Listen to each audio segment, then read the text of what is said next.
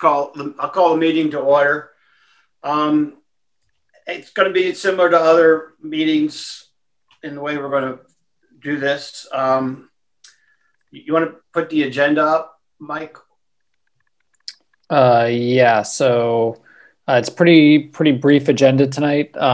We have a discussion related to land use and building design, and the discussion is related to first ground floor activation and opportunities related to that within the corridors, and then building design considerations by corridor. So that's really the primary focus of the meeting. All right. Do the subcommittee members want to introduce themselves to begin with here? I'm Roy Dalton, Chair. Gail Freed, Hillcrest. Matt Medeiros in Hillcrest. Bram Marsh.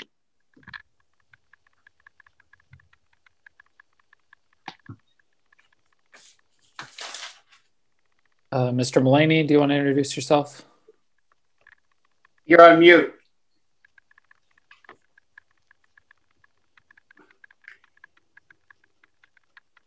You were on mute, Tom. We didn't hear what you said. Yeah, I know that. So, Tom Mulaney, hello. All right, thank you. All right, welcome everyone. Thanks for taking some time out of your day to go over this. Michael's going to present the slides tonight, and we were talking prior to this, and what we're going to try to do is we're going to stop a couple places in the presentation and get focused comments just on that part of the presentation. We don't want everybody to speak on everything, or we'll be here all night. If you have general comments about everything, hold them till the end, and then you'll have a chance to speak then. Yeah, and we can go over, thank you, Roy. That's a good sort of segue. We can go over some of the logistics as we get into the presentation. And I just wanted to start off by saying that for the presentation itself, and as we are moving through this, if you have questions or comments, you can put them in the chat, and sort of similar to previous meetings, we will monitor that, throughout the night. As well as, once we get to the portion where we're getting into public comment, you can use the raise your hand function. For those of you who are in the meeting using Zoom and on your computer, there's a bottom toolbar with a reactions button where it has a smiley face and a little plus sign in the top right corner of the smiley face. There you have the ability to raise your hand. I know a lot of people have done it before, but if you just want to, for those who just want to test it out real quick and just sort of use the function to test it out. Okay, I see a couple of people able to do that. And so we're hoping that we can use that for when you want to speak, and then either Roy or I will sort of direct it. I'll defer to Roy on this, facilitate the conversation during the meeting. So anyway, with that, let's go ahead and get started. So to introduce tonight's team, my name is Michael Prenz. I'm a senior planner with the planning department, and I am the project manager for the Hillcrest Focused Plan Amendment. With me tonight is Gabriela Folino with Diet and Batia, and Diego Velasco with City Thinkers, and they can go ahead and introduce themselves. Great. Thanks everyone for joining. We really look forward to your feedback tonight on tonight's topics. So tonight we'll be focusing on two of the objectives primarily, which are support local businesses to ensure a thriving and sustainable business district, and addressing the housing need while keeping in mind the other objectives for the plan. As outlined, we're going to be discussing ground floor activation as well as building design by corridor. So just to reiterate, this is a slight recap from what we've heard in the past. The city and county of San Diego and California show long-term decline in housing availability, while the US shows an 8.2% increase. And even though the population grew 4 times faster in Uptown compared to the city and county of San Diego, the housing growth is not keeping pace with the population growth. So the existing Uptown Community Plan land uses, this is from the existing plan, really shows the higher densities located in the core and along the corridors. so along Washington University as well as Park Boulevard. One of the questions that we asked in the survey was, where would you like to see increased housing? Primarily, the pins were placed in area 3 and 4, which is the core area, while pins were also placed in all areas, so above 35% in all other areas. Another question we asked in the survey is, where are your favorite businesses located? And the majority are located, again, within the core and along the corridors, which we'll be discussing in further detail. So this map is illustrating the existing retail and businesses. And as you can see, Hillcrest is a very vibrant area with 5 grocery stores, 123 food services, close to 300 personal care services. And this is just to show the vibrancy is really happening in the core and along the corridors. When you layer in professional services and medical health services, it starts to expand beyond the core and the corridors. So welcome everyone. Thank you for attending. My name is Diego Velasco, and as Gabriela just showed, the maps that she showed to us highlights what I think a lot of us know, and that is that there is a rich amount of commercial uses in the plan area. This has certainly been my experience, spending most of my young adult life kind of in the Hillcrest area. And my experience really has been colored by this rich diversity of businesses, bars, restaurants, that I frequently visit. So as we talk about that commercial core, and we consider building design, I think it becomes incredibly important to think about sort of the first 30 feet of a building. So the first 30 feet up and into the building. And how do you activate that space that the building relates to either the street or maybe a corner or maybe a public space within that building, what we call the building frontage. This image is just a sketch that shows, some of those concepts and how critical that edge or that condition of the buildings is in sort of creating a vibrant environment on the street with lots of transparency so that you have visual sight lines into shops and into restaurants. But also, as we're seeing more and more sort of sliding doors and doors that can open out and allow that activity to spill out into the street or into some of the public spaces and the sidewalk. And another thing that we've noticed that I think is ingrained in this area is this finer grain, sort of almost 50-foot lot pattern that creates the condition where you have a diversity of different possibility for a diversity of different businesses, restaurants, shops in that first 30 feet. And of course, if you can combine that with a well-designed and active public space, this sort of street life zone where those activities can spill out and reinforce each other. This is really one of the things that we really are focused on with building design, that sort of ground plane. Next. And of course, we have good examples in the area. There are examples of older businesses or buildings that do this quite well, that spill out.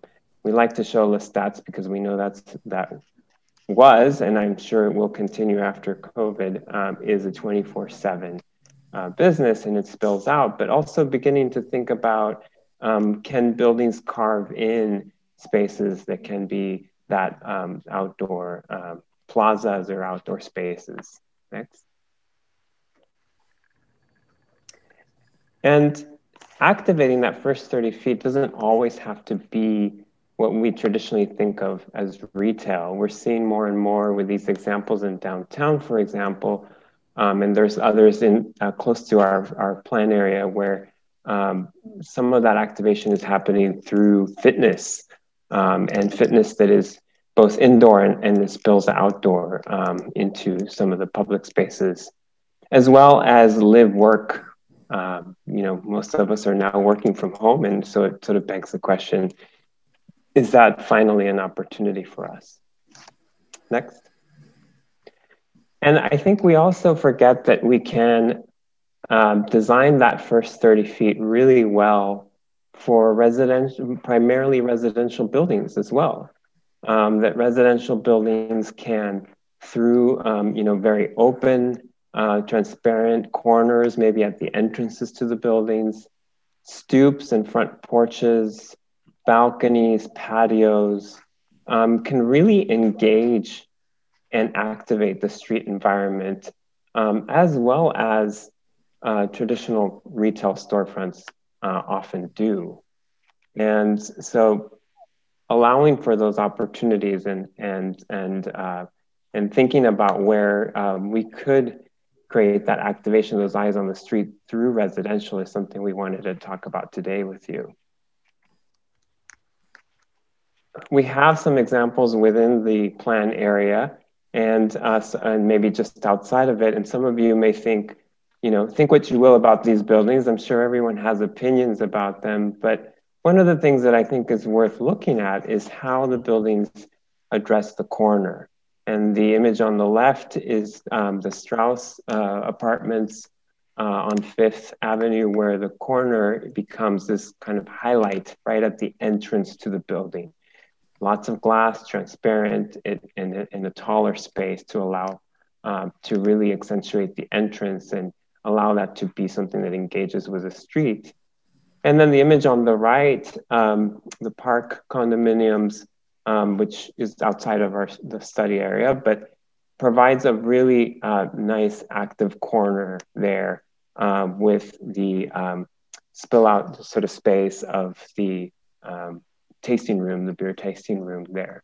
So buildings can be designed in a way to actually carve that kind of space in or build those kinds of spaces in. Next. And what some of you may not know is that there's a couple of examples within and close to our study area, also residential, that creates that active environment. The image on the left is up over by the Scripps Medical area, where you have front porches and stoops and sort of almost really a townhome experience. And the image on the right is closer to Bankers Hill, same kind of thing, these fairly large patios that really bring down the pedestrian scale or bring the area to a pedestrian scale. And what some of you may not know is that there are taller buildings behind these images, that the development extends beyond. So it's an example of how you can also step down to the street and create that pedestrian scale. Great. So yep. Go ahead. Gabriella, go ahead. I was just going to say, we're going to focus in on 4 areas. So the first one will be University Ave in the core area. The second one, University Ave East and the gateway of Park Boulevard. Third, we'll move to Normal Street, and fourth, Washington. So we'd really love to hear from you in between each of those sections. So highlighting this first section here. Is someone able to answer the questions in the chat?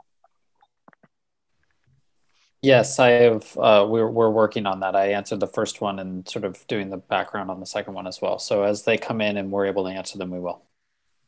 Thank you. Great. So for University Avenue West in the core area, some of the patterns that we see are that it's predominantly single-story retail along University Ave, more fine grain retail, as well as the sidewalk width is narrow and the sidewalks are a bit narrow. There's also surface parking lots along University Ave, as well as limited public space and lack of tree canopy. When we look at the fabric of the lot size and the block pattern, along University Ave are the shorter blocks with alley access, so around 300 feet, versus going along 5th and 4th, they range from about 430 feet and farther south up to 600 feet. So some of the topics we'd really like to talk about today is where should we have commercial uses along University Ave in the core, and where could we be more flexible with uses, allowing even residential, the stoop condition to happen at the ground floor. So this diagram is illustrating that perhaps at key nodes, there could be more commercial uses and along Fifth, but could there be more flexibility in some of the other areas? So the next couple of diagrams allows us to put into focus what we mean by ground floor activation and maybe begin to think about it in different ways. We've heard, and Gabriela noted on the survey, that there is an emphasis on focusing development in the core. And one of the pillars of this plan is, of course, also strengthening businesses. And so we've been thinking a lot about how can you bring new buildings to the core area in such a way that they integrate with the rich fabric of the existing diverse businesses. And here again, the first 30 feet is critical that I mentioned or spoke about, that if we can find a way for new development that as it comes close to some of our main streets, in this particular example, we're looking at Fifth Avenue, so we're looking at the number 1 on Fifth, right in the middle of the image there. As we anticipate new buildings, should we be thinking about how we treat the street experience, the scale of the street, that street wall, and that first 30 feet that I mentioned, and then perhaps the building steps back and is more internal to the block, and new development can happen in that way. So the next image.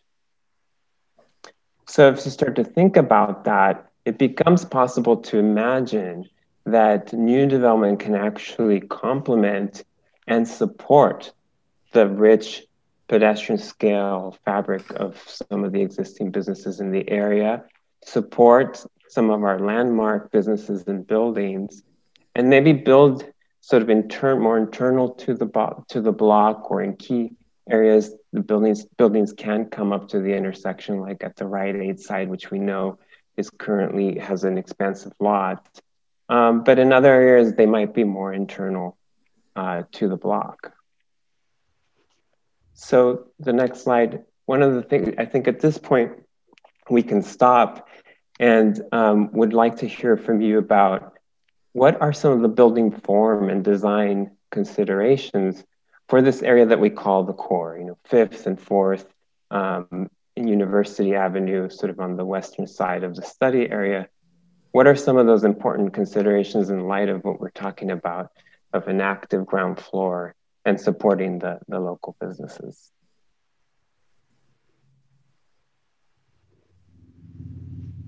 I apologize, but I think there's still some questions in the chat that might be just better addressed vocally. Yeah, so I know that I'm going to put 15 minutes on the clock right now. And we can go ahead. If anybody has questions or comments, Mr. Chair, if you want to start. Start with the subcommittee members should hold their comments till after the. Let's give the general public comments for about 10 minutes, and then we'll have 5 minutes of subcommittee. So anybody who has a question or comment on this particular point, if you want to please raise your hand. I'll start to answer some of the questions that have been asked in the chat that I haven't responded to directly. So Matt's question about the data source is the data source is from Sandag. We didn't use census tract data. We're using the aggregate from the data surfer, and we can follow up on that point further. I see Lou has a comment, so I'll get back to the other ones. Go ahead, Lou. Oh, thank you. I'm just wondering, on those streets, Fourth and Fifth, there are obviously existing buildings, and I think some, have some possibly historic status. So I'm wondering how these ideas for adding new high residential buildings that will have setbacks so that the street isn't just a big tall wall, how those would work with the existing buildings, or are you thinking that many of those buildings might be demolished in order to have this kind of building arrive on those streets. Thank you. So, Michael, did you want me to take? Yep, you're the designer. That's it. Okay. Yeah, that's an excellent question. Thank you, Lou. That is exactly the question I've been asking myself. You know,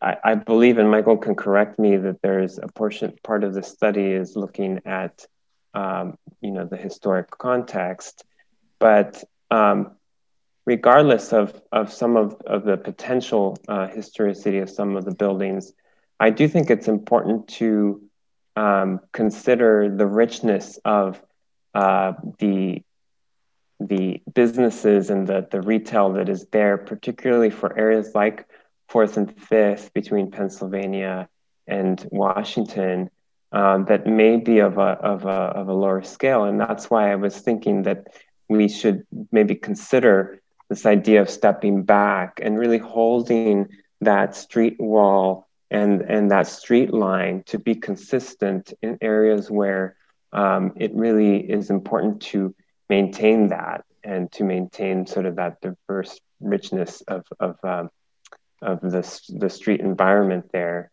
And so that is kind of one of the questions out there for discussion. You know, it certainly doesn't need to happen everywhere, because there are areas where there's more potential, and you wouldn't, you know, be disrupting that sort of the continuous line of businesses there. But in the particular case I'm showing here, I do think that the concept of stepping back is one to explore, and it is one that's also in the current community plan. So there are policies in the current community plan that talk about this, and so I think it's worth discussing it again in as part of this project. Yeah, I'm not at all objecting to the idea of stepping back if you build a new building that's multi-story and you want to maintain that street level experience. But it strikes me that this is built up. These streets are built up with existing building, some of which maybe have historic value, meaning they're designated as representing certain architectural whatever qualities, but some of them may simply you know, add to the sort of ambience of the street in a certain way because of them not being designed to you know, integrate sort of, but then step back and move up. So that's why I asked the question about demolition. Is that part of this plan, is anticipating a considerable amount of demolition on 4th and 5th and replacement? So the short answer, no. You know, we don't anticipate specific development projects, you know, that those will come in on a case-by-case basis. What we're sort of looking at is the long-term growth of the focused amendment area. I mean, obviously, yes, at a future date, some demolition would occur and new buildings would be reconstructed in that place. But in terms of either site-specific demolition, you know, that would be covered you know, at a future date. Okay, but thank you. But not to belabor this point too much, but is it possible to have that step back experience without demolishing? Step back to a much taller building? No. All right. Well, Lou, we've heard your comments. Let's let other people speak up as well. Thanks much. Sorry, Roy. No, you're good. Thank you. Thank you, Roy. Who else would like to make a comment about this part of the plan? Can we go back to the chat room questions, please? I see Michael's raised his hand, and then I'll sort of direct Diego I'll summarize some of the questions as well. Thank you, Michael. As I look at the drawing here, one of the things that seems to be missing is some of the conversation last week about mobility and taking over more of the streetscape for restaurants and other residential uses. To make it more friendly and more open air accessible. How do you plan to incorporate that into this kind of a design? And to Lou's point, with some of the existing stuff still there. Right. I mean, I think that it really is, each business may have a different approach to how they want to spill out or not spill out onto the street. I think that what we're seeing now is that has become a matter of their survival, some of the restaurants, because they can only serve outdoors. And so we're seeing a lot of, the outdoor cafes extending into the street.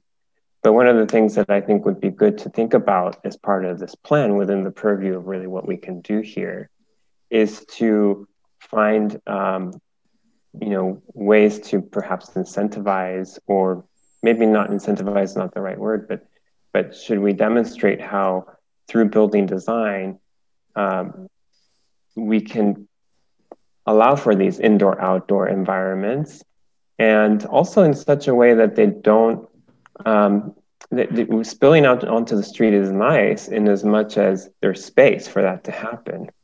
But I think part of the things we should be thinking about is, whether new buildings should accommodate some of that space within their property, because we have many, many competing needs for our public right-of-way, right? Pedestrian, bicycle, and other mobility needs as well.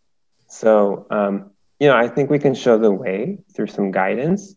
Ultimately, each business is going to make that decision as to whether they want to be a fully outdoor type of business or if they want to be more indoor. And so, it becomes sometimes, I think that can become a difficult thing to regulate. I would just add on to that. I mean, we are also developing the mobility concepts and the public realm concepts simultaneously. So eventually, I think the conversation will all come together where the mobility relates to the urban form, building design, public realm, et cetera. So, Diego, I see Byron's raised his hand, and I know Sharon Gill messaged me asking to provide a comment. But before we get to those two, I just wanted you, Ben Nichols had a couple of comments in here in terms of how do you build to avoid classic urban conflicts like early morning dumpster noise or late night bar noise? And then sort of how do you build residential units so you can live close to vibrant nightlife? And then the final sort of question related to there is, have you considered micro retail spaces and how you can build to encourage unique businesses? I can start with probably one of those in terms of just the what we are looking at, like it in terms of getting close to nightlife. It's really having more housing close to the Hillcrest core and allowing for new housing to be developed in sort of new development, taller development. It doesn't necessarily have to be taller, but that's certainly an option. As it relates to sort of noise considerations, obviously there are things that you can do with building design. Defer to Diego on that, but be interested, Diego, in your comment in terms of the design of the ground floor retail space and having more flexibility there. Sure. I mean, I am working on projects where we are thinking about ground floor as having that flexibility in the ability to be sort of a live-work loft that could be converted to a cafe or restaurant if the market is there to allow for that, or vice versa. And the key there is just to provide a sufficient volume of space, sort of a taller, sort of higher space can accommodate those different uses. And also designing in a way that is not so specific that you can't come back later and maybe divided into smaller spaces if smaller scale micro retail is more viable. The other thing that we are thinking about is can we have some of that retail turn corners so that maybe you have two frontages? Maybe there's the street frontage and then there's a side that could be the spill out space. And to the question about how do you deal with sort of the classic urban ills or concerns of noise. I live that every day in downtown, and I have to tell you, the older I get, the more annoyed I get by it. Urban life can be challenging because, we have to get along, and sort of anyone who has had siblings knows that. However, we do spend quite a bit of time thinking about orientation of dwelling unit windows, patios, making sure that we can create urban residential environments that provide urban respites, interior courts that can be quieter and can be a sort of a safe space away from the hustle and bustle of the street. And then, of course, a lot can be done through weatherization of buildings. I mean, in my building, I live downtown. I just need to shut the windows and the doors, and because they're double, triple pane, it makes a big difference. So there is a lot that can be accomplished with construction quality materials and technology. But yeah, some thoughtfulness about location of the residential. Thanks, Diego. Let's get the rest of the comments because we're not at the board yet. Also, why don't we take them before we respond to Sharon's comments? Sharon, if you could provide your comment, please, and then Byron. Okay. In terms of owners, historic properties, why don't we let the owners decide what's best for their property? And because fixing up old buildings can be cost prohibitive. And it's in the city's best interest to allow more housing, to allow better built buildings, to fight climate change by increasing the amount of housing near stores, near jobs, and allow more customers for all the retail we're talking about. So I propose that the city not force historic on properties when it's not in the city's best interest. And most people don't really care about historic. That's why all historic museums lose money. They don't have enough customers. They need to be subsidized. So the city doesn't need more. Thanks for your comment, Sharon. Can I add a separate topic, different topic? Well, it has to be focused on what we're looking at right now because we're going to have 4 of these. Retail. So if you have general comments, hold them till later. Retail. Okay. Okay. I was wondering, with more retail moving online, so more retail sales online, activity online, has the city adjusted the amount of retail they want to see in communities? That's what we're looking at here. So, okay. But thank you, Byron. We just have like a couple minutes left. Thank you. First time here and really enjoying this. Quickly, just to touch on kind of Ben's comment about being closer, to nightlife and things. A majority of what I've researched is that you can only do 1 unit per 600 square feet of land. I'm not sure if that's something that ultimately can change eventually, and it would allow for a lot bigger buildings, kind of on the University Avenue. But to touch on the picture in front of us, I think it looks great. I've gone down to Italy a lot of times. That new, I think it's the promenade or whatever they have over there. It has a lot of indoor, outdoor, like feel for it. Everybody's there is always happy. We live in San Diego. This is like the sunniest place, one of the sunniest places in the world. And, 365, you can always be indoor, outdoors. So, these types of things are really important for us to continue to, push for design when it comes to our buildings. All right, thank you. Mr. Chair, do you want to move on to any subcommittee comment members? I know we have a couple of people who've raised their hands, but we want to get to some of the other sections and then we can come back to this. If the rest of you can hold your comments till near the end, you'll have another shot. So subcommittee members, do you want to question again about the comments in the chat room? It seems like we're not going to get there. Is that right? Again, we're answering those, sort of on a go forward basis. We may not get to every single question and comment, but so Mr. Chair. We're going to be stopping 4 different times, so there'll be plenty of time to get additional input. So right now, I want subcommittee members, if they have anything they want to respond to, anything they've heard and talk about where we're at. Tom, looks like you're up there. Yeah, I do. So the comment was made that overall that the city is not producing as much housing as population growth on a percentage basis. But I wanted to clarify that Uptown apparently has Tom, can we keep that comment to the end, because we want to focus it, and this was my fault for not sort of focusing the discussion more thoroughly just on the section related to Hillcrest, but it's not that your comment is not important. We just want to sort of focus on the design considerations here and can touch population at the end of the evening. Hey, Michael, I'm just curious why we are taking raised hands over the questions in the chat room that have been there for a while. Again, you know, I've answered several of those right now, so and we'll continue to answer them throughout the evening. So appreciate your comment. So Tom, do you have anything specific on this section? Yes, I do. On retail, before COVID happened, there's some evidence that Hillcrest was overbuilt on retail. Not only vacancies, but I was surprised to find out that Uptown has twice the retail space that North Park does. At least that was information was from the planning department in 2016. Twice as much retail as North Park, even though our populations are roughly the same. So I don't know what the right amount of retail is, but developers have pointed out to me that if you require retail all along a street, there may not be enough demand for that. So the retail will be vacant.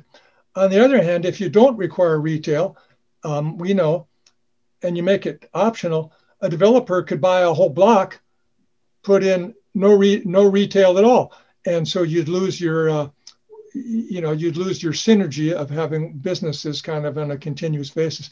So I think this is a huge topic, how much retail to require, and I certainly don't have an answer how much that is. I hope our consultants do. Okay, thanks, Tom. Gail, would you like to? Yes. Yeah. So I have a comment. This looks just like, I lived in Chicago in a section called Old Town, and it was very quaint. Had these same kind of storefronts that you see in this picture here, but they were very successful in maintaining some of the storefronts. There was a historic car dealership.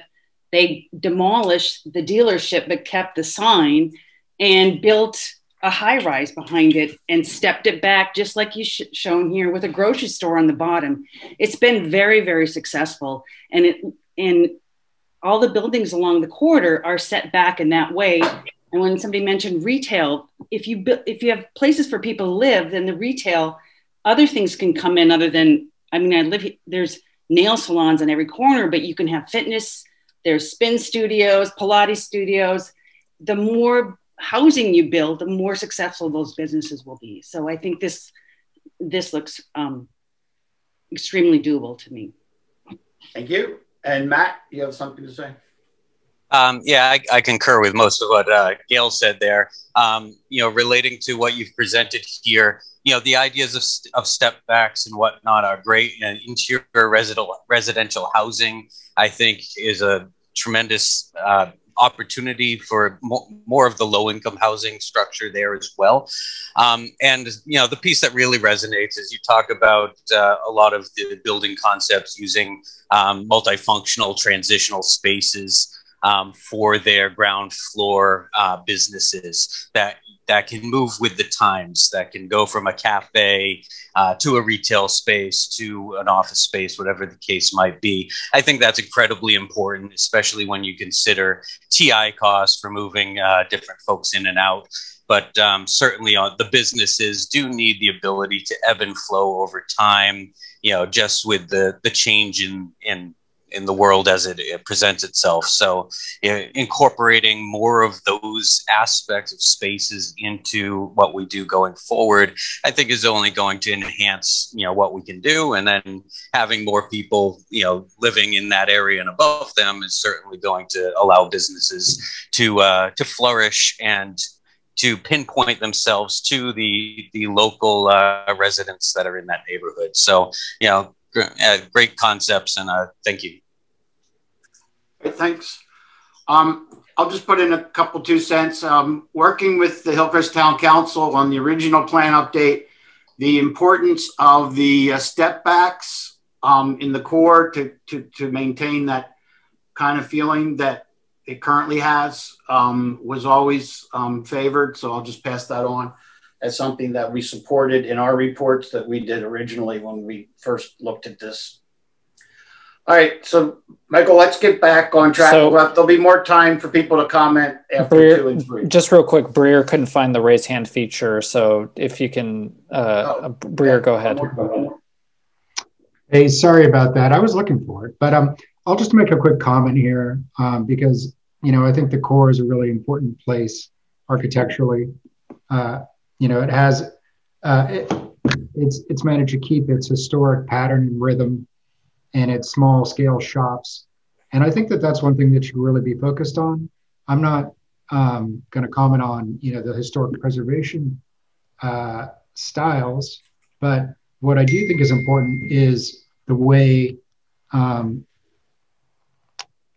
street wall has a pattern and rhythm, and the amount of that street wall that is devoted to a single tenant. Having these smaller fine-grained shops, I think really adds to its character.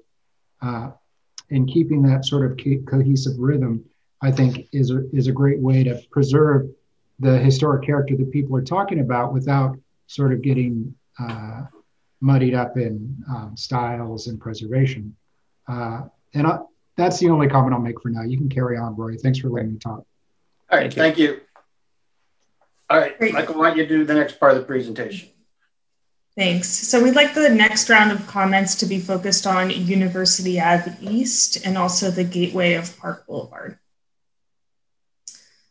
So University Ave East is wider and has, it's predominantly single-story retail as well. It's more auto-oriented with angled parking on both sides of the street. Looking at the lot pattern, the north side is very different than the south side. So the north side has larger lot pattern, while the south side has more of a fine grain retail. And the north side, in terms of uses, has a gas station, fast food, and larger shopping centers as well. So some of the considerations we'd like to discuss are the key nodes. So we're identifying Normal Street as well as Park Boulevard and Vermont Street and University as key nodes and what could happen there in terms of the public realm and activation. And also, could we begin to think of ways to increase connectivity through some of the larger lots? So I would like to underscore that there's going to be some repetitions here. So a lot of the comments that are in the chat or questions or that were made earlier, there could be a theme that you'll see throughout the presentation. So don't worry, we'll try our best to get to everyone. University Avenue is also defined by key corners and intersections, landmarks and sort of gateways. And I think one of the challenges to consider is how do we strengthen those corners? This view is looking at Park Boulevard and University, an area that is already defined by buildings and structures that mark the intersection. I'm thinking of the Georgia Street Bridge. There are senior towers that are quite tall. The Egyptian itself is a building that is very much about marking the corner. So how do we, I wanted to put out there for consideration is, what are some of the opportunities to do more of that, particularly on the north side of University? The next image shows the entire, well, not the entire corridor, but a good part of the University Avenue Street, looking at it as if you were a bird up in the sky, from Park Boulevard to just past Normal Street. And thinking about the project and one of the pillars being, the plan, one of the pillars of the plan being creating public spaces. As we look at this whole corridor, the diagonal streets that are created by Center Street and Normal Street do create sort of an odd geometry for the blocks on the north side of the University. And I think that creates opportunities for new buildings to provide pockets of open space. While the south side kind of conforms to a generally, continuous sort of line of buildings that are more in your traditional Main Street pattern, the north side has the opportunity to create perhaps a more diverse and maybe more rich experience with pockets of open space that really speak to the opportunity for buildings to establish more open space opportunities along the street, and really also creating more dynamic relationships between the buildings. So instead of them being all in one line, that they can start to kind of talk to each other in their orientations and in the way that they open up vistas or viewpoints into some of our key streets. I'm thinking in particular Normal Street, which is of course a very important node or very important area of not just Hillcrest, but our city. So again, here we want to ask for this particular area, what are some building form considerations? And while there are some similarities to the core in the sense that we, again, want to continue to build that pedestrian environment, active retail environments, there are also other opportunities in how the buildings can address that, perhaps in a bit of a bigger way. So what are some of those considerations, and how can we really take advantage of those corners that are created in this particular part of the plan area?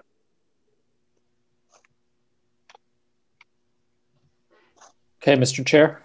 All right, so again, we'll go to the general public first. Comments specific to this area and what kind of things you'd like to see or not see, et cetera. Thank you. So I see Ed has his hand raised. Okay. Yeah, this is Ed. Actually, I have comments left over from the core area, so I can either say those now or come back to them later on. Why don't we come back to that? I really want to sort of focus on just this particular area, because I do think that there's a different sort of juxtaposition in terms of the building style that at least is being presented here, and wanted to get some feedback on that. But I appreciate your comments. Just make sure to call me later. Thanks. Yeah, we'll do.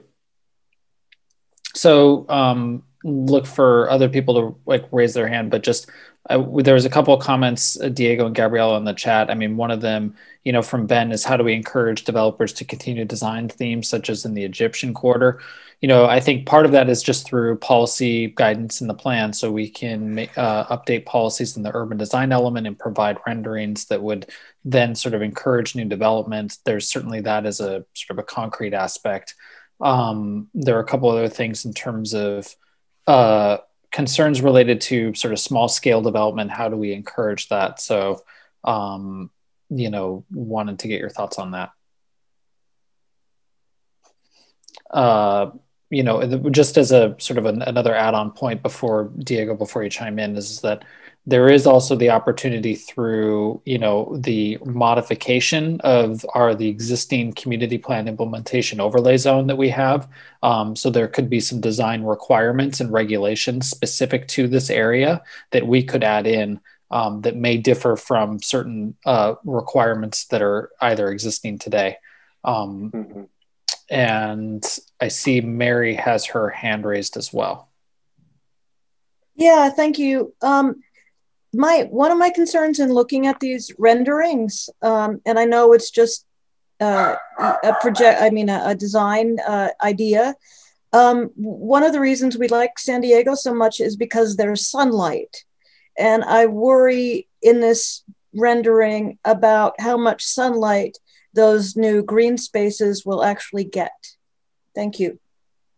That's an excellent question. I'd like to ask, talk about that right away. It's an excellent point. And a lot of it depends on which side of the street. As you know, university is running east-west.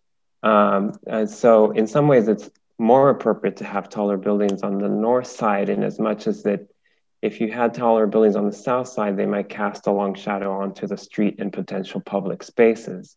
So in this case, in the sketch that we're showing here, and this is just conceptual, those public spaces I spoke about that weave in and out along University would have full southern exposure, and that's a very nice thing. The other thing too is the possibility to angle the building so that we can address shadows on a case-by-case basis is an interesting possibility, which is available here because, like I mentioned, of the shifting of the streets and the odd geometry of some of the sites. So that's a very good point. And to go back to the chat, there were also questions about rooftops. Absolutely. I think this is a great opportunity to provide that and another way to get good sunlight. You know, if we're going to have taller buildings, the views are going to be fantastic. As you all know, the breezes in this area are great because we're up on a mesa. And so definitely an opportunity to provide outdoor space on upper levels. Thank you. You're welcome. Kyle?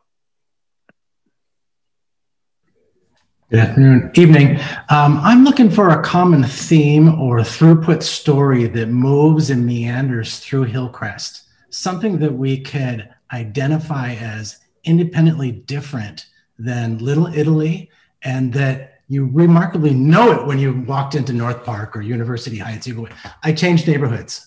So what is it that makes all of Hillcrest, and even this is like an Egyptian little space, how does that kind of identity of something Hillcrest move through? It's a very tough question. Yeah, I know. Right? Because it goes to sort of what are the elements that create for an authentic place. And, you know, certainly Hillcrest, one of its greatest characteristics is its funkiness, its diversity, its richness and colorfulness. And so I think that is something that we certainly want to be able to highlight. Right. So, you know, perhaps there could be some guidance there. And I would say that when you get into this question, it's important to not then turn to sort of themes or things that can become a little bit more kitsch, but rather to tie it to some sort of framework or pattern that comes from the place. And that's why we're so sort of almost obsessed with the block patterns and the lot patterns and, you know, the unique corner opportunities. There aren't too many of those in downtown, for example. You know, we don't have many diagonal streets, if any, that cross through downtown. We do here. And in the next images, when we talk about Normal Street, you'll see that there's a huge opportunity to really take advantage of those oddities or those kind of weird patterns and create something that's unique to the place as we move forward. One thing that I wanted to add on to that, Diego, real quick, and then I see a couple other hands and want to be kind of succinct. So we are looking at potential cultural district as part of our historical resources analysis. And so there could be design themes as part of new development that may be policy guidance or regulatory requirements for new development to help reflect that area. So Kyle, to your point on that I think is going to be a component of how we help achieve that through this plan effort. And I'll stop on that point and we can expound on that later. Go ahead, Byron. Sorry, I'm probably stealing your thunder, Roy. Yeah, I was going to say one or two more public, and then we'll go to the board subcommittee. Yeah, I was just going to do a quick comment. I mean, one of the ways that we can really enhance and continue to enhance Hillcrest is that it's very unique. Like, you know, I live in Idle, the red building that, you know, is above Inside Out. And when they first were building it, everybody was freaking out about the red, you know, and they all hated it. Now it's like, you know, a staple of Hillcrest. So I think my comment is just like, you know, being very open to all the different types of designs and different types of things that, you know, can continue to make Hillcrest the unique place that it is. Thank you. Thank you. All right. Oscar? Last comment from the public. I think for this area, and especially on the east side of Park, I definitely want to touch off that Lou's comments as well. And the rendering in here is beautiful. I think playing to the area that's in there and making some high-rise buildings, I think it's a lot more natural area. And I see some of the designs that you guys have incorporated into the ground space. Anything that would kind of build up that density and kind of liven up that area, because it's completely different from the core. So I really want to say thank you guys for making those adjustments. And I think it would flow very well with what's already been constructed on the side of Park as well. All right, thank you. Let's turn to the subcommittee members now. Bear, you wanted to speak? Yeah, I got my hand up correctly that time. Thanks. I really liked some of the comments from the public. I just would like to point out that in this case, it's very different than the Hillcrest core. When you have slightly wider streets like this, it doesn't demand as much step back above the ground floor retail, and so you can actually achieve some taller buildings like you see in the rendering. Full block developments and even half block developments, I think aren't characteristic and should be avoided, except there are ways to mitigate that through design guidelines and modulation of the facade and breaking up the massing. To one gentleman's question about, how to define the neighborhood, I've thought about this a lot, and I just like to encourage, the planning people to think about people and think about personalities and characteristics as a way to help inspire design qualities. We look at the inside out building, and it has a personality, and there are values and there are behaviors and ways of living that I think typify this community and things that people really admire. For example, the banners that are along University with famous personalities on them. And you can use those descriptors as ways to kind of drive a character without overly constricting design. And that's all I have to say. Thanks, Roy. Thanks. Tom? You're muted. One question I have for our consultants is, how do you achieve a fine-grained design? Because I'm concerned that an applicant could come in and along University and buy 6 properties in a row and put up something that's more monolithic. How do we avoid that? Very good question. Through good design, hiring a good architect. Yes, but if the applicant owns 6 properties in a row, he can build something that looks more like a parking garage and doesn't have the fine-grained appearance you're talking about. Understood. Yeah, I was being just slightly facetious there, but it's true. Good design matters, and we try as best as we can through our zoning codes and our design standards. Michael mentioned perhaps CPAWS as an example, to provide further guidance as to how to be able to do that. Brer mentioned, I think it was you, Brer, articulation and sort of breaking up the mass and facades. That is something that's in our current code. And trust me, it's something that needs to be done every time you design something. Ultimately, we try the best to guide that. Thinking about perhaps the unfortunate case where you may have a bad designer that needs some of that guidance, right? But ultimately, one of the successes of examples that were pointed out, like the building that Inside Out is in, is that you had a creative architect who is really thinking outside of the box. It's a little ironic to say that because it's a boxy building, but thinking outside of the box, going above and beyond to break down the mass. It's a really good example where the building itself overall is a large envelope, but because he provides a lot of those spaces between the residential units, it actually breaks it up and respects that smaller, finer grain. So that would be an example where, through design, it's a large property and yet it doesn't have that feeling. So that's kind of what we strive for. And I know Matt has his hand up, or we're running short on time here. And I'd like to ask a second question, if I can. So step backs. I liked your diagram of the upper story step back. I think we should all realize that some of the current zoning in Uptown doesn't require any step backs. And I think we need to look at that. Second thing is, some of the current zoning doesn't require any setback at all on the first story. So what Diego has shown here with a little bit of open space in the front along the street, I think is important. I'm going to encourage our consultants and also our planning department to compare some of these diagrams to the existing zoning and see if we need where we need to modify the zoning. All right, yeah, that's thanks, an excellent point, Tom. Thank you. Matt, you have something you want to say, please? Yeah, I'll try to be quick. One of the things that these drawings tend to have is a larger tree canopy. So from that standpoint, it's how do we get that? How do we get those open spaces? And part of the give on that is going to be to create those space, allow people to go a little higher so that we can then, build in the offset to say, you have to put in some more of this open space. Will allow you to kind of go a little higher to make that happen. I would think there's some way we can kind of structure into the code the uniqueness and creativity and architectural structure. I'm hoping there's some way we can kind of pencil that in to try to create that encouragement to really keep the foundation.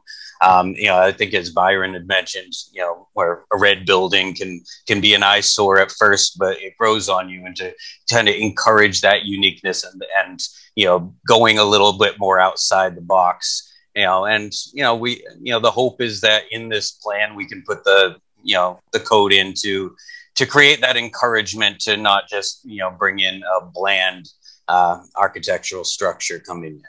So, but yeah, the tree canopy I think is going to be very important in this. A couple of people mentioned rooftop as well. So if any of that we can encourage, and the big thing in any of this is trying to create and encourage folks to come in to do these types of projects, because without that we're at a standstill. So we're going to have to kind of match up design with funding. Yep. Thank you, Matt. Thanks, Matt. I'll just make quick comments. When I've talked to people about height and stuff like that, I always use McDonald's as an example of where people would not oppose a little bit of height to get rid of McDonald's. So for all the reasons that you mentioned, Diego, about light and everything else, this northern part's a good example. Also, the subcommittee that dealt with this previously in our previous plan update always talked about the fact that this area could handle density better than the core from a transportation point of view. And I think that's still true. All right, let's move on to the next part. Great, thanks. Next, we'll be moving on to Normal Street. And as Diego mentioned, it's the diagonal street, so it does have a different character as well.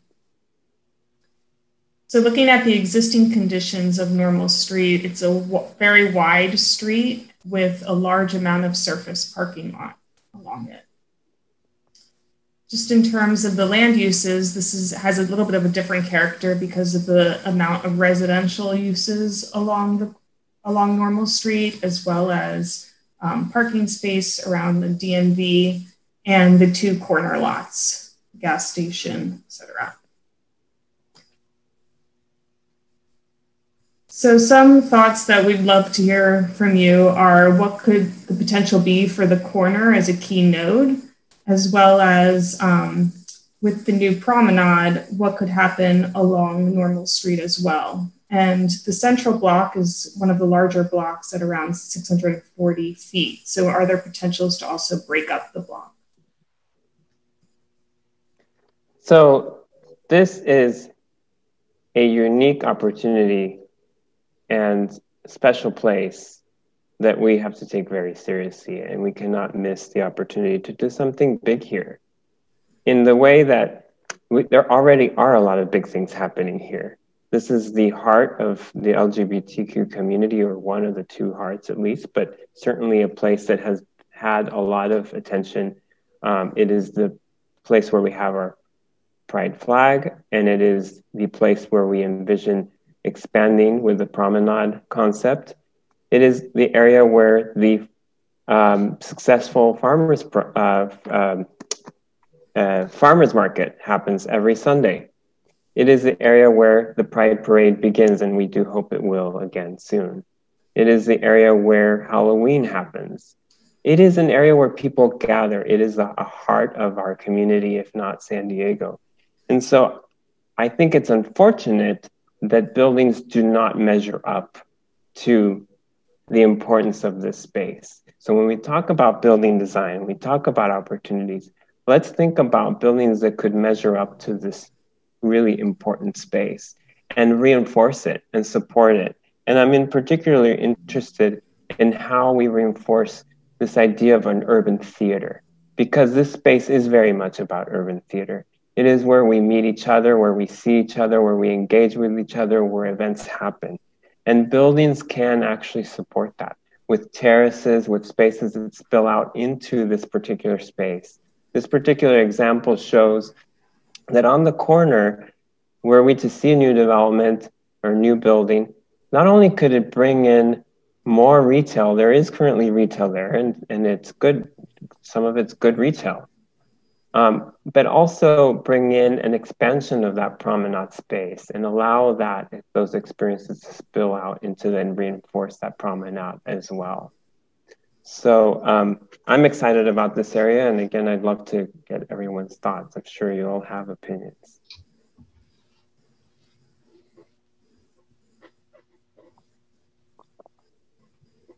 And the post, I don't think there's a chat here about the post office.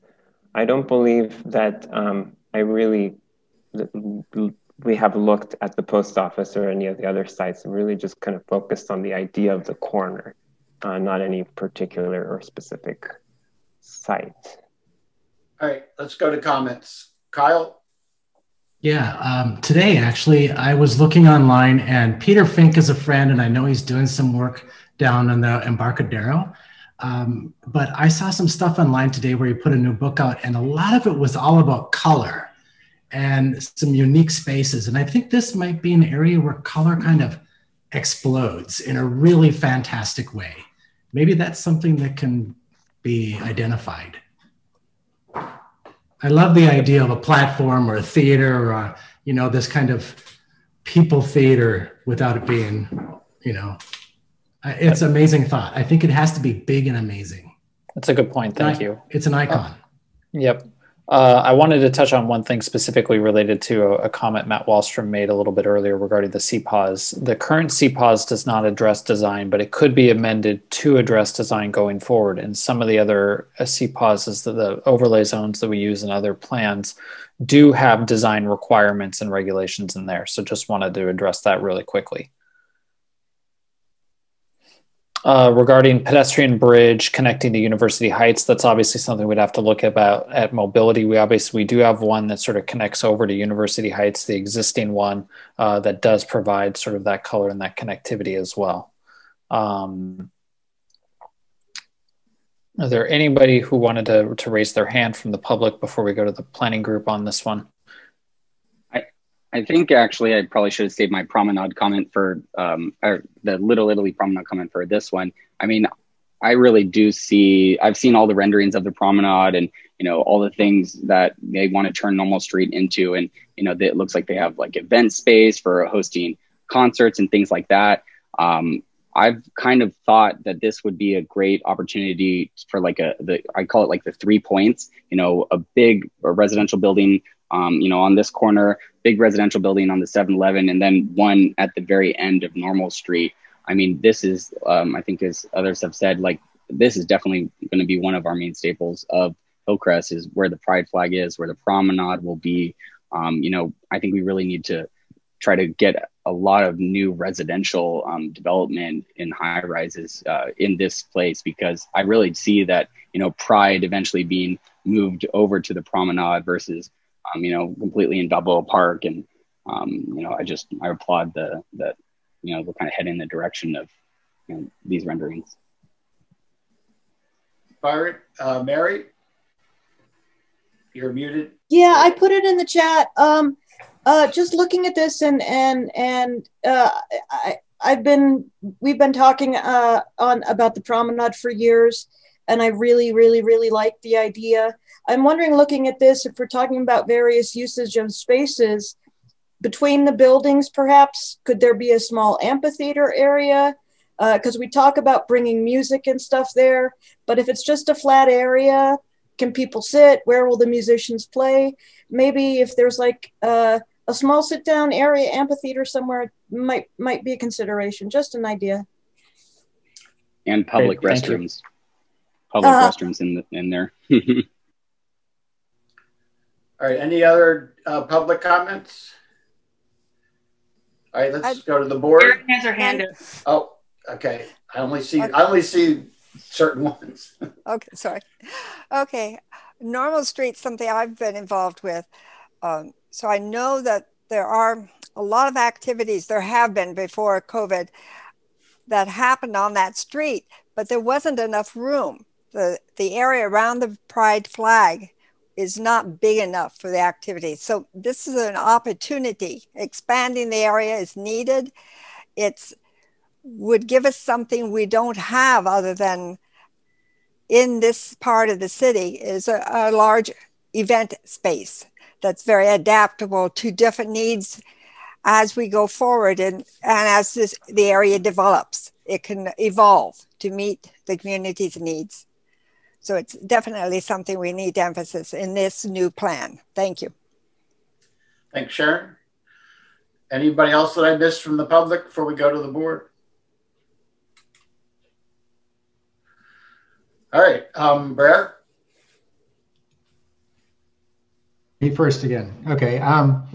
You know, I think there's a lot of ways that Normal Street could go, and if you want my sort of personal observation, is that it's a place where something could be done along the lines of like dissolving the urban fabric a little bit, semi-private spaces in between buildings, mid-block crossings and pass-throughs. Someone mentioned a performance space, you know, creating areas where you can get out of the public space into smaller, more private function areas, while also kind of enhancing, you know, all of these outdoor activities and programming that we have for Normal Street. You could extend that idea further into some of the zoning, allowing some live work spaces, or even changing it up and allowing some of the living spaces to be adaptable into office or commercial space, which was very popular, you know, historically. But I would, above all, I would just like to see people-focused spaces that kind of encourage a multiple of different sizes of events. Thanks. Thanks, Brer. Tom? Yeah, a question for Michael Prince. So Benjamin Nichols raised the issue of pedestrian access from University Heights. Are we going to have a later look at that corner where Normal comes into Washington? Short answer, yes. We'll take that back to the mobility team and follow up at the mobility meeting. Yeah, there's a lot of opportunity there. Instead, so many of our streets are narrow and constrained, but Washington and Normal up in that area, there's quite a bit of real estate to work with. So I'm hoping we can come up with something good there. Great, thank you. We'll share that with them. Gail? Yeah, I think I really like a lot of the public comments, and especially the one about color. I think this is a great area for that. So other than that, I don't have any other comments. I think everybody has some great ideas. Thank you. Anybody else? I'll just say that it's going to be really important to activate this area with all the investment that we're putting into it. So these are good ideas, and this is a key property that we've pictured here as to how well this whole place is going to work out. If they don't redevelop that area, we will have trouble keeping that from becoming a homeless camp. So these are good envisionments of what's going on. Oh, and a side note, where does University Heights begin and Hillcrest end on Normal Street? Does anybody remember? I thought it was Lincoln. Let me double check, then I'll follow up on that. I mean, it's not that we can't plan our Hillcrest Amendment into University Heights because they're all part of Uptown, but I think that Lincoln is one of the borders on some of the maps, just as a side note. I think it might be Washington, but let me review and confirm. Yeah, don't tell people in Normal Heights. I mean, in University Heights. Okay. Good thing this meeting isn't being recorded. It is. Just one quick question before we move on to Washington Street. Somebody mentioned the opportunity to expand more active uses perhaps up Normal Street. Currently, the community plan and the zoning focuses commercial facing university. So the question would be, is there a possibility, does it make sense to begin to extend a little bit up Normal Street if that contributes to what we're talking about in terms of activating or reinforcing Normal? Yeah, And just Roy, to clarify on here, the University Heights boundary in terms of the neighborhoods as identified in the community plan is the north side of Washington, as shown on this map. All right, I'll check my maps out. Thank you. Your normal street comment about extending the businesses up, I've made that comment in the past, and other people have not said that they shouldn't, but it is something that we've talked about. Okay. I was referring to the normal street promenade plan that envisions more activities along the street. Okay. Thank you. Okay, so we made it to the last corridor. We're going to be focusing on Washington Street. So as you can tell from this image, Washington Street is a very wide street with narrow sidewalks, a bit of a lack of a tree canopy, and it has mostly single-story retail as well. In terms of the lot pattern, something that's interesting is kind of the two caps. The two ends are larger lots with scripts at one end and then two grocery stores at the other end and more of a finer green throughout. And the other thing to note is the surface parking. So there are larger areas with surface parking along Washington Street. So in terms of activating Washington Street, something that the team thought might work is to have more of the core area, to reinforce the core area at 3rd, 4th, as having more active uses and perhaps some open spaces at key corners, and to allow for more flexibility in other areas along Washington. So for Washington Street, parts of it really feel like one expansive amount of asphalt, right? But recognizing that it's also a very busy street that accommodates a lot of automobile traffic.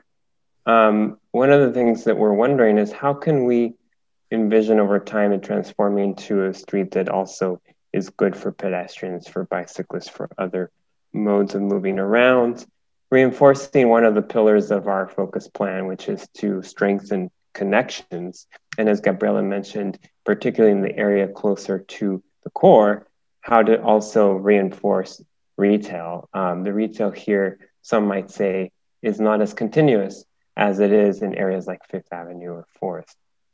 So the next image shows that previous image showed the existing conditions. This next image shows a sketch of what you might be able to see if buildings come in, mixed-use buildings, that can provide some flexibility on the ground floor, but maybe also provide a little bit of additional space. Some of you talked about this, if we can allow to go up a bit, maybe we can require, more frontage or more space. And this brings us back to where we started with this idea of the first 30 feet. And there was a comment in the chat we never did address.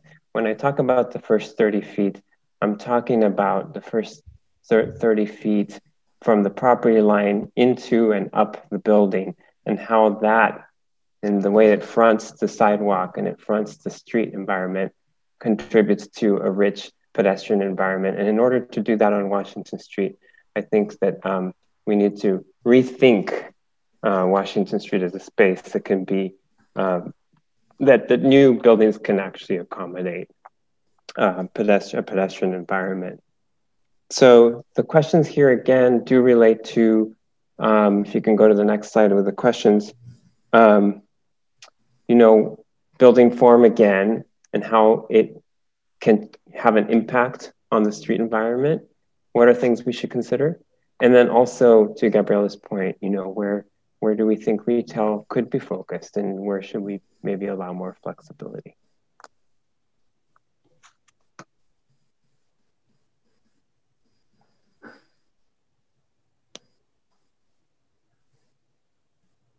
We can open it to more questions or comments. I see pedestrian crossing, traffic calming in the chat. Very good point. Okay, that's the whole slide. We don't need more slides on Washington Street. That's it, sir. Yes. I think it needs a lot more, but we'll start with that. So let's get public comment on what we think we should be doing about Washington Street.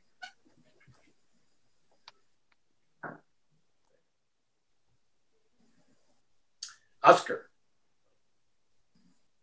Yeah, I think it's a very interesting area, and exactly as you mentioned that there's a lot of potential for improvements as far as the building design that's around there. Right now, when you walk through it, it's basically just one huge road that the cars are going way too fast, so it doesn't ever feel like it's a nice neighborhood feel. You never really want to be on the area. I feel really bad for places like the library, which I love to visit.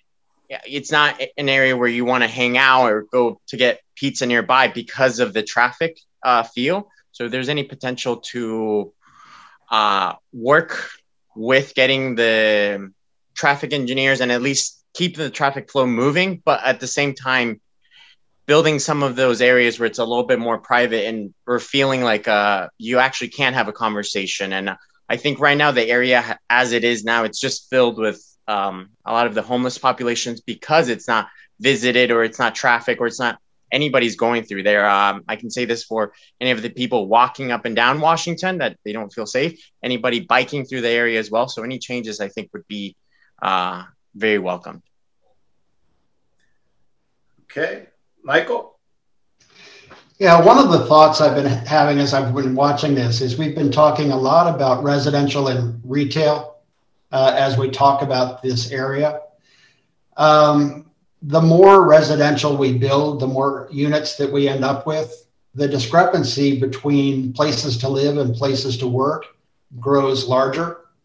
And so we begin to encourage, I think, more of a commuting mobility plan, rather than people who live and work and benefit from the retail that we're talking about putting in. UCSD, for example, is going to put in a lot of residential for their employees. So I think Washington is a great place for us to encourage employment, office buildings, those kind of things, where we can bring in more jobs, where the people who live in Uptown can live and work. So split it between Washington area and downtown. And that can help reduce the amount of parking that we need, the amount of car traffic that goes through the neighborhoods, and make it more of a live work kind of neighborhood. Thank you. Kyle? Yeah, I think we're all talking about the same thing. This area has no sense of identity. And I think if we give it that, it might be the thorough put to the hospitals, to new business or something. Whatever it is, I think it's a whole nother area that needs something to say about itself. Why does this place exist? Why am I here? Am I just going to the hospital? Am I just going to the highway? What am I doing? That's all. Thank you. Comments? Mary? Yeah, since the hospitals are included here, I'm just sort of big picture here. I mean, I know this is big picture, but I'm not sure of the time frame we're talking about. But I know that both of the hospitals and Hillcrest are already undergoing their own implementation of their plans to rebuild their campuses.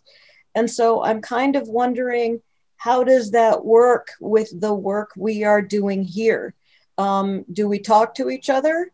I guess that's the basic question. Do we talk to each other and are we on the same page? Yes, absolutely. We talk to each other. And both the UCSD project is, we have met with them regularly and they are looking at changes to some of the street network around their property, and we will take that into consideration as we evaluate changes to land use and mobility. And then the Scripps Mercy project has been in review, and we have provided comments on that from the staff level, consistent with the current goals and policies, as well as it influences the evaluation of our mobility network and sort of what uses may be nearby. I think to Michael's point also is that one of the reasons that we are undertaking this plan, in addition to just sort of the need for addressing our housing needs in the Uptown community and the city as a whole, is that we also have our climate action plan goals and the goals of trying to create better, access to employment and closer access where you can utilize either walking, biking, or transit to get to your place of work. Less than 5% of people who work in Hillcrest live in Hillcrest in terms of the data that we had as of a couple of years ago. So with the addition of all of this, new employment through the hospital complex expansions, there's the ability to provide new housing that could then sort of give people the opportunity to live near where they work. It's a fairly long-winded answer, but I hope that covered what you were getting at. Yeah, thank you. I just hope it's going to be affordable for them. That's the reason they don't live here.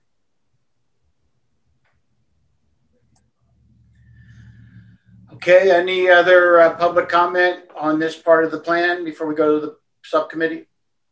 Sharon has her hand raised. Yeah. Oh, okay, Sharon. Maybe we should think of Washington as not being one street, as being a number of different streets. It changes drastically block by block by block, and we should design it and block by block and think of it that way. Some areas are a little bit more like 6th Street, a little more walkable, but most of it, we shouldn't try to make it like 6th Street, like a commercial area. And it's okay to have a block that's only residential, maybe a little coffee shop or something, but not having retail. We can have areas that are just residential, but are within walking distance of other streets that are residential, that are retail. Thank you.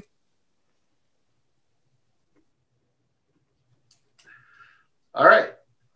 Kyle, you had something else real quick? Yeah, real quick. I was just wondering, is there a historical nature to this street? What is it? And how can we grow and build on it?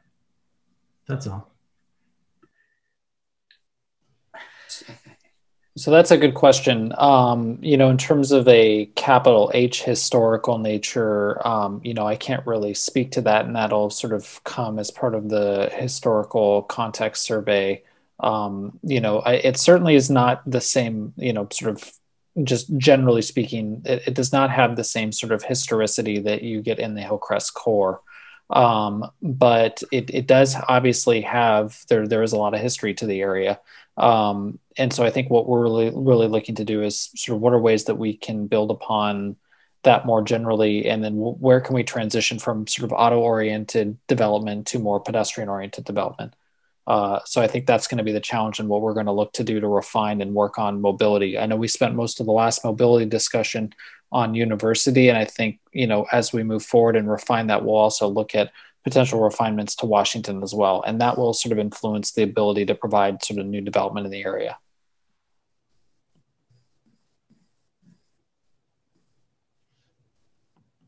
Should we go to the subcommittee, Roy? You're supposed to say you're muted. You were muted. Matt, you want to go first this time? Yeah, I'll take it. To date, I would say this section of Washington is kind of the get in, get out section of Washington. You're going to get there, you're going to do what you need to do, and you're going to try to get out of there, which is just the oddity. You move to the east, you have a completely different Washington in this space. You move to the west, and it starts to become more vibrant neighborhood as you move into the Mission Hills element of Washington. So it's certainly very different. Part of it can potentially be solved with the mobility as we add bike lanes through here. Someone brought in medians. As you bring in medians, I would look at street narrowing on Washington, where we can kind of bring the edges in to be able to do more on the sidewalks and open that up to some cafes and things like that. I love the idea someone mentioned earlier of bringing in more of a commercial element to this. I'd love to be able to just have my office that close to where I am, and you could put a couple levels at least and have that mixed retail, commercial, and residential aspect of buildings on here that can incorporate 5 to 7 stories. You don't have to go too high, and then you're going to create that walkability. So this picture that you're planning here is great. But I think the key element, if you want this to be, an incorporated really into the community is it will have to happen on the mobility side, and you have to cut down on the overall number of cars that are moving at the high speeds through this area if you're going to develop this into an area that people want to live, people want to walk, people want to be part of. So, you know, again, I love the concepts, but it's really going to incorporate a lot more of what we talked about on the mobility factor. Thank you. All right, thanks, Matt. Tom? You're muted. Yeah, I agree with the comment made by Oscar and others about Washington being kind of a high stress street. I think it's a combination of fast traffic, narrow sidewalks. So I have a question for Diego. Diego mentioned widened sidewalks, enough room for, also for trees and landscape areas. I wanted to ask Diego if he has any guidelines for how wide a sidewalk would be needed for a good pedestrian corridor. Great question. Well, I could give you the San Diego Street Design Manual answer, which is at least 14 feet, or I could give you what I would prefer, which is probably more like 20 feet, because the sidewalk has many zones. In order, well, let's say a rich sidewalk that accommodates a vibrant pedestrian environment or a comfortable pedestrian environment has multiple zones. It has an area that is large enough to accommodate those street trees, and we need at least 6 feet to have viable street trees grow. So that's your, curb zone. Then you need a through zone for people to walk, and now with COVID, we need more space. So, traditionally it was 5 feet. It'd be great if it were more like 7. And then, the zone that is in front of the building that starts to get into the first 30 feet there, that kind of depends. It depends on whether you want to have stoops and porches and on a residential frontage, or if you want to have a sidewalk cafe or spaces for commercial to spill out into. So that could be, anywhere from 10 to, 20 feet, depending on what you're planning to do there. So I'm not suggesting that we need to have, Parisian boulevards here with, excessively wide sidewalk spaces. We have to be reasonable. The properties are not large enough to accommodate a lot of that. But yeah, I think it's more about really thinking about how we design that sidewalk space. And as was mentioned earlier, Washington Street has multiple characters along its different segments. And in some areas, even a narrow sidewalk seems to work. I'm thinking of where One Mission is across from the Vons there, or just down the street, just outside our study area, actually. That kind of works because you do have, the traffic has slowed down at that point. So it also does depend on the mobility in the area. So you are all hitting on very good points. No, I appreciate that answer, and I would think we should be thinking in terms of something around 20 feet for adequate sidewalks. I mean, even allowing room for a bicycle rack and so forth. There's areas of Hillcrest that have, like 10 feet. By the time someone opens the door to their building and you walk out, you're within like 4 feet of the bus coming by, and it's very uncomfortable when the sidewalks are too narrow. Thank you. Thanks, Tom. Brer? There are so many great comments that some of the things I have said, we're going to say, have been covered. But I will say that, just looking at this rendering, I'm just going to make a little critique on what you're showing. You're showing a potential future architecturally, but I mean, the really big future of this street is its capacity as a transit corridor. The uses that are going to come through here, I think, are really going to be the proper way to try and define how the architecture responds to it. Rail, buses, bike lanes, whatever it is that is being planned needs to be considered carefully when you're talking about how to put the architectural programming around it. With respect to the street, I mean, the wider the street, the taller the buildings can go. Those two characteristics are linked. You talked about letting the buildings go up so you can increase the width of the sidewalk. when you have an immensely wide street like this, in my opinion, you can afford to go much taller than, say, on Fifth Avenue. Just because of the scale of the street, it doesn't feel like you're being closed in. And when you think about this area in a larger picture, I just wanted to point out that Scripps, where it meets Fifth Avenue, is one of our gateways in the neighborhood. When you're coming across the bridge over the 163, you have the hospital flanking Washington on either side, and it's creating this experience that opens the door into this section of Washington Street as you're heading west. And I think that's something that needs to be considered carefully. You mentioned activating that area just past Scripps, and I think that's part of it. But how the buildings rise up and then drop back down as you head toward Western Washington, if that's what we're thinking, I think is going to be really important. Also, there was some discussion about 20-foot wide sidewalks. When you have a corridor like this that has high traffic volumes, like if the sidewalks are 20 feet wide, let's think about getting some on sidewalk bike facilities so that cyclists aren't actually interacting with buses and cars, in this busy corridor. You can put the cyclists up on the curb in the pedestrian space when you have that much width. I'll stop there just so we can keep moving, but thanks a lot. This is great. Thanks. Gail? Yeah, so I'm just thinking about these two big medical campuses, and if there's a way to integrate them into this area for employees that could have time to come and enjoy on their lunch hour the area around their medical campuses, and then also for patients and their families. There's no hotels. I'm wondering if either the UCSD or Scripps would be interested in a hotel. Would be great for families who have somebody in the hospital that they could walk and not have to get in their car, park, and drive down to Mission Valley to go to a hotel. So I've seen this successful in other cities. I think UCLA campus looks really beautiful. I've seen it in Houston. So I'm just thinking if there's a way, and maybe a pedestrian bridge would be a good place here, especially if there's people in wheelchairs and that kind of thing. You wouldn't have to navigate across the street. So just throwing that out there.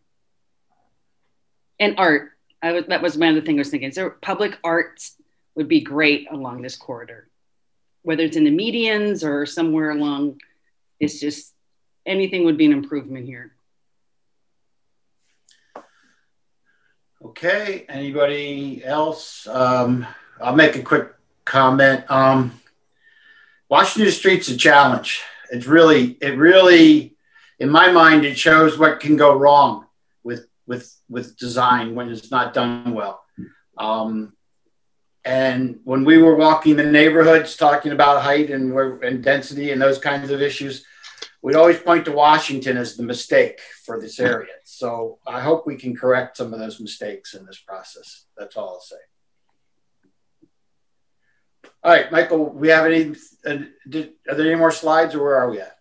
Yeah, I think we can go ahead and sort of into the next steps. So want to thank everybody for their comments and input tonight. This was really helpful in terms of guiding us in what we're going to do. So we had a discussion back in December regarding parks and public spaces. And what we're going to do is sort of refine some of the concepts and the input that we heard and present those at the March meeting. The input that we get tonight, we plan to sort of take back and present some refined concepts and look at the area in terms of land use recommendations as part of the April meeting. And then at the May meeting, come back and talk about mobility. Currently, right now, we also have, as part of the June meeting, considering the LGBTQ plus historical and cultural resources discussion. So that's sort of the tentative schedule right now. And as we get that information, and if anything changes, we'll update you at the next meeting. But we are on track for the March meeting, which will be Thursday, March 18th. So same day, same number next month to have that discussion. So you got ahead of ourselves a little bit because we were going to give people a chance to make general comments about the whole. Absolutely. I didn't want to close out the meeting. I wanted to at least get the schedule sort of outlined and sort of what our next steps are overall. So with that said, I know that Ed specifically, I think if he's still here, had a comment about Fifth Avenue and the Hillcrest core. All right, so we're going to go back to general comments about anything we've talked about tonight. Yeah, I wanted to start with Ed just because we did he had one specific to that area, and then obviously we had general comments as well. Okay. Thank you, Michael. So I'm a homeowner near the core of Hillcrest, and I just wanted to say that I appreciate the movement towards increased density, ground floor, keeping ground floor commercial. I think that's very, very important. I would say a diversity of commercial types of activities to the extent that we can direct that. I mean, if you go down to Little Italy, it's great, but it's like 27 different Italian restaurants, owned by the same 5 entities. It's nice that Hillcrest is one of the few areas where you do have services, you have hospitals, you have some salons, you have, a mix. So we need to keep that mix. And as far as like spilling out into the street and having the open you froze there. I think that's a great idea. I'll take the video off, see if that helps. Back to the last session, having consider closing off street, portions of the core to all road traffic. And it doesn't have to be all the time. It can be, during certain hours of the day or every evening from 4 to 8, it's going to be closed or whatever. There are other cities that control traffic flow during certain times and allow restaurants, commercial, pedestrian to dominate those areas during certain hours. And I think this area is ripe for that type of usage. And so we got to think bigger on the Hillcrest core. And then last thing is, I agree that we do need a hotel, even just a boutique hotel or something in this area. I mean, otherwise people are going to do Airbnb. I mean, I do Airbnb. I support Airbnb. I have an Airbnb, but it's been long overdue for a decent hotel in this area. Thanks. Thanks. General public comments about the process now? Kyle? Yeah, I've kind of said a little bit about this, but I think the big question is why Hillcrest? 6,000 people come on a tourist ship down at the Embarcadero. Why would they come to Hillcrest? Why Hillcrest and not Little Italy or North Park? What makes us special? I think we need to really identify that and grow that story. That's all. Thank you. Who else had their hand up? I only see a couple. Michael, can you see more people? Oh, Oscar. I see Oscar. You're muted, Oscar. Oh. So far, the plans that have been presented have been amazing. I really like the concept that you guys are coming up with. I, again, want to say that none of this is going to happen in the next, realistically, 2-3 years. This is a long-term plan. So seeing that vision, I think is important for everybody. And then thinking of the diversity and taking that viewpoint from somebody else's perspective, I think is important. People themselves, us, may not want to live on top of a nightclub, but believe me, when I was 19 and I was looking for housing, I would not have cared. I would have actually loved to live on top of, riches or whatever there is. So thinking about just creating all those opportunities, and then people will come and fill them up. And again, you may not physically be ideally suited for any of these situations, but thinking about the future and in the different communities, someone is going to be able to fill them up. And I want to make sure that that's also included. And I think all of the plans that you guys have presented is going to create that opportunity for the future. So I definitely want to thank the designers and all the feedback from the group here, just in that vision of hopefully in 10, 20 years. Thank you. Anybody else from the public want to make a comment before we, Mary? Yeah, I just want to say it was interesting, Michael, to hear you mention the climate plan. And I think that's important for all of us to note that when we're talking about this, there's lots of different plans that need to be considered. And so the city does have a climate plan, and obviously it does impact this. And then the planning department, of course, is coming up with these ideas. And again, I'm just going to throw out, I hope that somewhere the plans for ADA access for folks is also top in the minds of designers and stuff. That's all. Thank you. Thank you. Thank you. All right. Anybody else before we go to the subcommittee? All right. So subcommittee members want to make some closing comments? Tom? Well, yes. Could we go back to that slide? Since housing is a part of our issue here, could we go back to the slide on housing where the county and the city are compared to Uptown? Right. So I see that the purple bar, okay, or the blue bar shows that the city, that population has outpaced housing. Uptown, we must be doing something right then if housing is growing 4 times faster. Does anybody have a feeling for why Uptown is so much ahead of the city? That's population, Tom. That's not new housing units. The blue bar is the number of people. Excuse me. I'm a population. Okay. Why is population so far ahead? Honestly, I cannot speak to the numbers on that. You know, we've had this question in other areas, and so that's something that, you know, I can work with our Sandag demographers where the data comes from, and then we can follow up at a future meeting. Yeah, I think that's interesting because it kind of implies a demographic shift, like maybe more young people living at home. I'm not quite sure, but that is quite a dramatic change. I think we should probably try to understand that. Yeah, thank you. Okay. Anybody else have comments before we close this off? I just wanted to address a comment in the chat about a question about what is driving the visuals showing high rises in the background. I think it's important for you all to know that in the core area, tall buildings are currently allowed by the current zoning. So when we show a high rise in some of the core areas, it is not inconsistent with the current allowable heights. In the areas where we show high rises where there may not be currently allowed, it was to try to spur a conversation about the opportunities in the Hillcrest plan area and precisely to have this conversation with you today about where it made sense to provide a little bit more height and what were the things that you might want to have in exchange of that height. So I hope that that actually clarifies the question that, you know, what we're showing here is in response to, in some cases, existing zoning that's allowed, in other cases to spur a conversation, and also in response to previous meetings where we have heard that there's an interest in providing for more height and more density in the core area.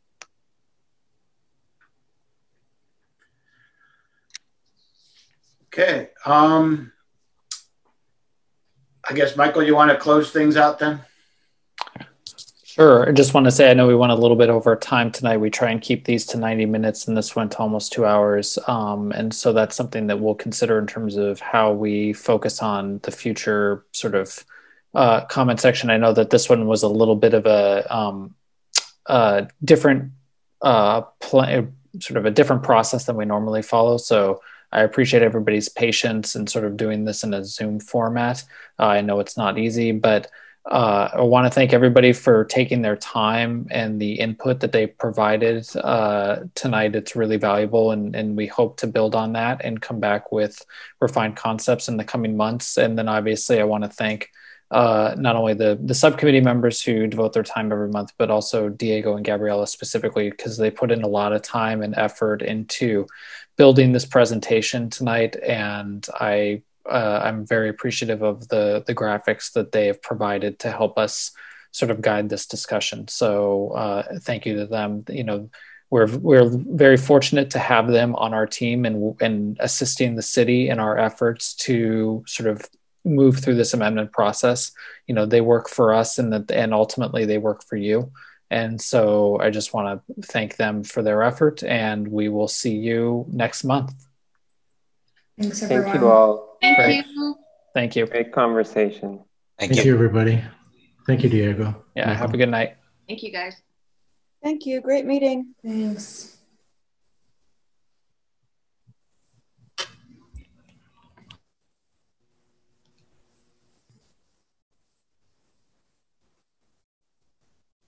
I'm just muted. Say thank you. That was good.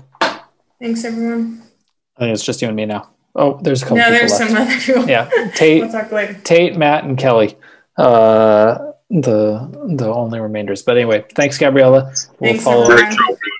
Yeah, thank you, Tate, and we will see you, Matt. Thank you for your comments. Continue to post them in the chat, and we'll continue to respond. And have a good evening. Have a good have a good weekend. Hey, everyone. Bye.